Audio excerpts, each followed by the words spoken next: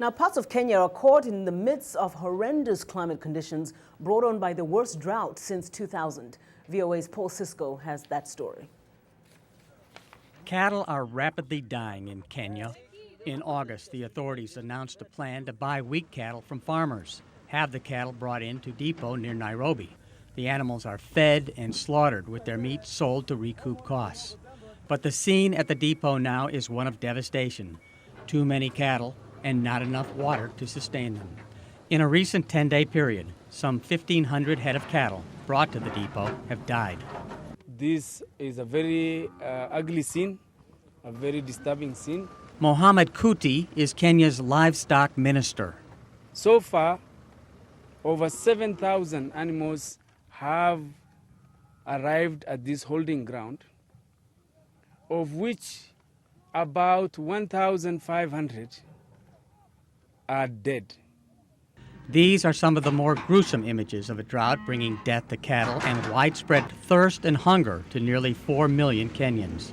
The World Food Program says millions of people in East Africa are in need of emergency food relief. Drought has been a nightmarish theme in Kenya for decades, but these farmers say this is the driest season in memory.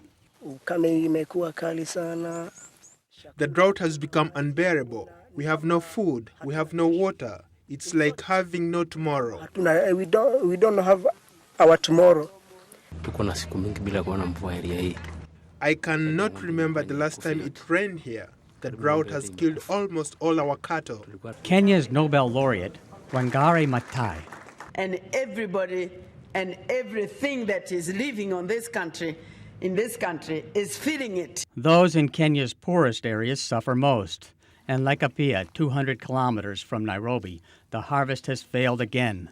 Families are surviving on meals of mainly maize from the UN's World Food Program. Some places in Kenya are looking at 4 consecutive failed harvests, and these people are used to growing food for themselves and their families, so they're really struggling to buy it on the marketplace. Population centers are also suffering. Dried up dams have led to electric power rationing, according to Kenya's power company. We have had to be switching off during the day, particularly in certain areas for a period of 3 days in 1 week. Last week, conditions led to violence in drought-stricken central Kenya. Cattle rustlers from the Pokot tribe reportedly attacked Samburu tribe members, killing more than 22 and stealing hundreds of cows. Paul Sisco, VOA News.